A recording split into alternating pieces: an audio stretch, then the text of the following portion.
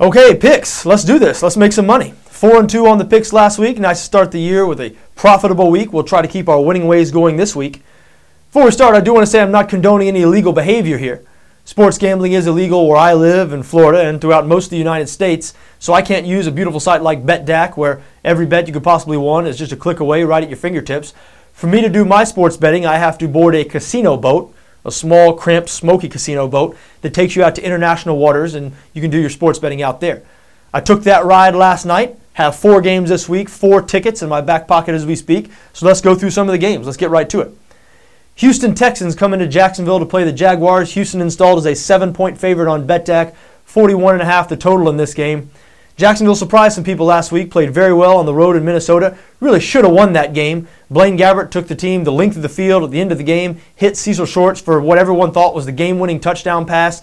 Jags players and coaches were jubilant. Of course, Minnesota, a couple of pass plays later, set Blair Walsh up for a 55-yard field goal, which he successfully converted, sending the game into overtime. The Vikings won that game in overtime. But a lot of positives to take if you're a Jaguar fan or a Jaguar coach or a player. Jags looked a lot better on offense than they did last year. Last year, the Jags were the worst offense in the league. Blaine Gabbert, the worst starting quarterback in the league. However, Gabbert threw for 260 yards against the Vikings. That offense really shows signs of life. Maurice Jones-Drew, after missing the entire training camp and preseason with a holdout, looked pretty much like his same old self. And Jones-Drew will get the full workload this week because Rashad Jennings, who started last week at running back, will miss this game with an injury. However, I say that there's a lot of positives to take last week if you're a Jaguar fan. I do like the Houston Texans in this game, -7. Now, I'm in the minority here. Jacksonville's been getting a lot of love ever since this line was released. In Vegas, this line opened at Houston -9. It's been bet down to 7. Again, it is 7 on BETDAQ. Houston -7 can be had at 202 on BETDAQ, so not bad odds there. Again, the public money slightly trending in the Jacksonville direction there. I do not know why, though. I guess home underdogs of a touchdown or more are attractive in the NFL. I understand that, but this Houston Texans team has emerged as one of the best teams in the AFC. Been really good to bet on, really good to back over the last 20 games. 15-5 against the number over the last 20 games. Covered both times against Jacksonville last year. Listen, Houston is no Minnesota. This Houston defense ranked second in the league last year in total defense. Absolutely smothered the Miami Dolphins in Week 1. I expect to see the Jacksonville offense look a little bit more like last year's Jacksonville offense than the offense we saw Week 1 against Minnesota. Now, will Jacksonville's defense look like last year's defense? Last year, the Jags defense ranked 6th in the league in total defense.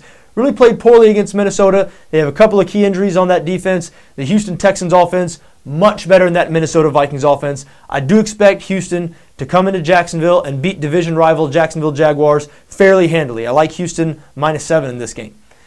Next game, also an early game, 1 o'clock game. I like the New Orleans Saints, -1 heading into Carolina. New Orleans is a 1-point favorite in this game on BETDAQ, 51 the total. I bet on New Orleans last week and they burned me. I like them to cover. I liked them to cover last week against the Washington Redskins, as a lot of people did. Redskins, as we know now, ended up winning that game. Shocking result to me and just about everybody who follows NFL football. Robert Griffin, in his first career NFL start, led the Redskins. Redskins hung 40 points on this Saints defense. No doubt a Carolina offense that struggled last week in Tampa Bay. The Carolina offense was really explosive last year, but they struggled last week. So I'm sure they're licking their chops watching the film of the Saints defense last week. I'm sure Carolina's offense looking to get back on track, look more like the unit they were last year. Listen, maybe I'm a slow learner. I've seen the Saints. I've seen what they've been over the last couple of years. Heck, I saw what they were against Washington. I mean, if they hadn't really shot themselves in the foot in that game, the Saints offense would have put up 40 points. They put up, 34 anyway. There was one play, Marcus Colston was going in the end zone, fumbled the ball out the back of the end zone. So I have a lot of faith in this Saints offense. Now, Saints it's worth mentioning, they are only 3-7 against the number in their last 10 road games as a favorite. So last 10 games, a road favorite, only 3-7 against the number. And Carolina is 8-3 against the spread in the last 11 meetings between these two teams. So the trends do slightly point towards Carolina here. And, to me, scared me a little bit. I wasn't sure this week if I was going to have a play on this game because it feels like the Saints, again, are the easy play. Saints have been one of the best teams in the league over the last couple of years, only laying 1 point in a situation like this. However, I think Carolina was overrated heading into this season. This was a 6-10 team last year that, for some reason, a lot of people coming into this season thought would be a playoff team. A lot of that had to do with Cam Newton, who everybody, so high on. You heard analysts coming into this season saying he was already one of the best quarterbacks in the league. Now, Cam Newton has a lot of tools. He's got a good arm. He can really run. However, he's not a winning quarterback. This guy turns the ball over too much, throws it into coverage repeatedly. Steve Smith bailed him out a lot of times last year. Steve Smith, the wide receiver, who's as good as anybody in the league at getting up there and taking the ball away from defensive backs. Still, Newton threw 17 interceptions last year. Another 2 in week 1 against the Bucs were a big reason, maybe the reason Carolina ended up losing that game. I do expect, as usual, Newton to throw a couple to the Saints defense this week. Saints offense is too good to do that. You cannot turn the ball over against this team. I do have faith in the Saints going on the road here against a division rival and pulling out the victory. I do like New Orleans -1. Next one, again, file this under the chapter of I'm a slow learner. Like I told you, I bet on the Saints last week against Washington. Washington burned me. Washington Redskins this week going on the road, a 3-point favorite over the St. Louis Rams. And I really like the St. Louis Rams here. Actually, this is my favorite game of the week, my only 2-unit play. Rams +3 at home. Rams have covered 4 out of the last 5 games in this series. The underdog in this series, 8-3 against the spread in the last 11 games. I look for these trends to continue here this week. Listen, everybody is just sky high on the Washington Redskins after week 1. Robert Griffin III becoming the first rookie in NFL history to win NFC Player of the Week in his first start, NFC Offensive Player of the Week. So the hype machine around this Washington Redskins is at an all-time high. This team has no business being road favorites in a rookie quarterback's second career start. St. Louis Rams look like a different team last week from what they were last season. Jeff Fisher's in town now there. They look like a Jeff Fisher team last week. That defense played very well in limiting an explosive Detroit Lions offense. And on offense, the Rams look more like Jeff Fisher offenses look. Conservative, predicated on that run game, featuring Steven Jackson. And that's the way they should look. The last couple of seasons, and the Rams do have Sam Bradford at quarterback, a former number one overall pick. But they've really tried to live or die on the arm of Sam Bradford when he was healthy, and they've died on that arm. So Sam Bradford, he might develop into a great NFL quarterback, you never know. But like many young quarterbacks, best to take it slow, best to base your offense on that power running game. They do have Steven Jackson, one of the better running backs in the league, one of the best 5 or 6 running backs in the league. So I think Jeff Fisher, I don't look for the Rams to make the playoffs or anything this year. I don't think it's going to be a drastic turnaround. I do think they're going to be markedly better than that 2-14 squad last year. And I do think they're going to get a home win this week over a Washington Redskins team that, in my opinion, people are way too high on right now. Listen, week 1 of the season. Let's be careful not to overreact. Yes, the Redskins went in there. They shocked me with a week 1 victory over the Saints. But keep in mind, 5-11 team last year, rookie quarterback in his second career game. Should this team be a road favorite? I think not. I'm betting on the St. Louis Rams.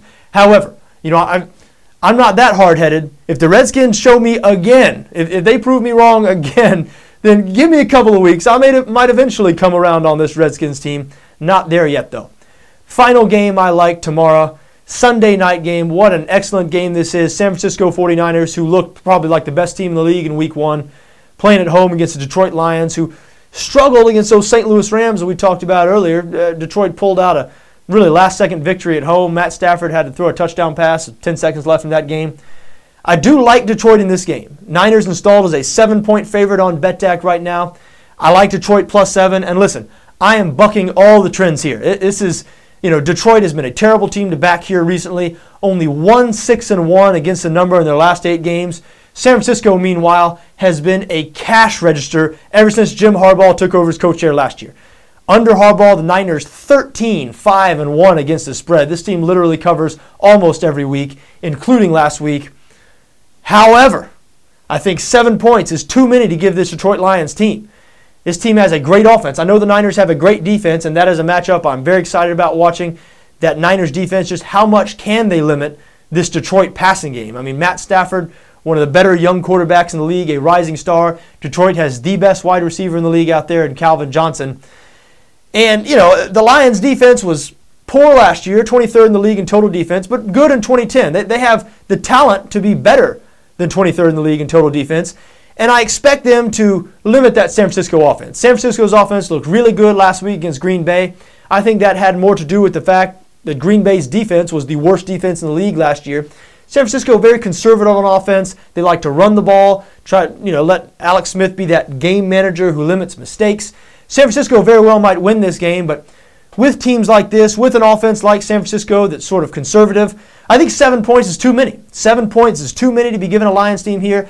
I said in the beginning of the week, this line opened at 6.5 out in Vegas. In the beginning of the week, I said if this line gets to 7, I am going to jump on the Lions, and I'm following through on that. That line has reached 7, both on BETDAQ and on my casino boat, and I do have a Detroit Lions ticket in my back pocket. So there you have it.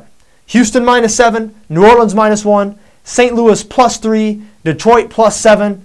That's what I've got for this week. Remember, Sunday, just like every Sunday, you can join us here live. We live stream from 1 to 4:30 this time, 6 to 9:30 over in Europe, right here from the BETDAQ NFL War Room. We got 6 TVs in front of us. You can give me your questions via Twitter, Facebook, the comment page underneath the live stream on BETDAQ NFL, of course. I'll answer any and all questions unless they're unless you're calling me an idiot. I've said before I get plenty of that from my wife. Don't need that from you. So I'll answer any and all questions you get to. Be sure to join us here on Sunday in the BETDAQ NFL War Room. Aside from that, hey, that's all we got. Best of luck on your bets this week, just so long as your interests don't conflict with my interests.